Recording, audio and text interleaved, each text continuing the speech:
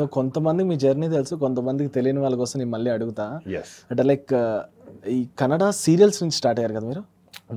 First నేను కన్నడ సినిమాలో హీరోగా చేసిన ఒక వెరీ స్మాల్ బడ్జెట్ ఫిల్మ్లో హీరోగా చేశాను. అది అంత బాగానే రెస్పాన్స్ దొరకలేదు దానికి. అండ్ దాని తర్వాత ఒక 2 ప్రాజెక్ట్స్ అలాగే అయ్యింది. అండ్ దెన్ విలన్గా ఇంట్రడ్యూస్ అయ్యాను. అండ్ దెన్ ఒక కన్నడ సీరియల్ చేసిన అక్కడ రాజారాణి అని. ఎస్, అది మంచి రెస్పాన్స్ దొరికింది. ఎందుకంటే it was a comical story. Characters అయితే సీరియస్గా ఉంటారు కానీ సిచ్యువేషన్స్ అంతా కామెడీగా ఉంటుంది అన్నట్టు ఇది చేశారు. ఆవిడే మీ ఒరిజినల్ పేరు కదా బయట? ఏది చెప్పండి. ఇప్పుడు రాజారాణి చేసిన పర్సనేనా మీ పేరు? అంటే లైక్ లేదు. సో అది అయిన వెంటనే నాకు కేజీఎఫ్ సీరియల్ వెంటనే ఎస్ అది అవుతున్నప్పుడే నాకు ఆఫర్ వచ్చింది.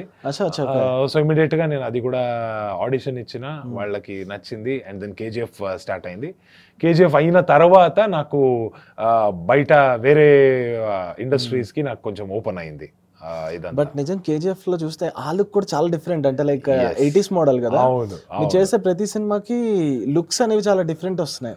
అంటే లైక్ బయట మిమ్మల్ని గుర్తుపట్టడం కొంచెం అవును, అది చాలా ఒకటి నాకు ఎఫెక్ట్ అయింది. ఎందుకంటే కేజీఎఫ్ అయిన తర్వాత ఇన్ఫాక్ట్ కేజీఎఫ్ అయిన వెంటనే మనతో ఉండే అందరూ వేరే అన్ని ఆర్టిస్ట్స్ వాళ్ళు బియర్డ్తో ఉన్నారు. సో నేను జస్ట్ ముష్లో ఉన్నా. ఆ ముష్ని వేరే క్యారెక్టర్స్కి కూడా కంటిన్యూ చేయడానికి కుదరదు. సో నేను బియర్డ్ పెంచేసిన. బయట చూసినప్పుడు ఎవరికి గుర్తు రావట్లేదు. సో అది కొంచెం నాకు ఒక ప్రాబ్లం లాగానే అయిపోయింది. ఎందుకంటే as an actor what we need is recognition.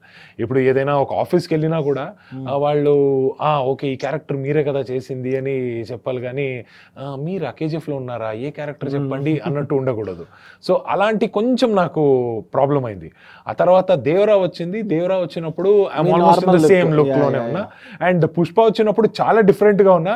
But ఆ క్యారెక్టర్ ఎలా ఉందంటే ఓన్లీ హెయిర్ స్టైల్ మాత్రమే డిఫరెంట్ అండ్ కొంచెం డార్క్ చేసి మన పళ్ళు కూడా ఇది పెట్టారు, మేకప్ పెట్టారు. సో చాలా డిఫరెంట్ గా ఉంది.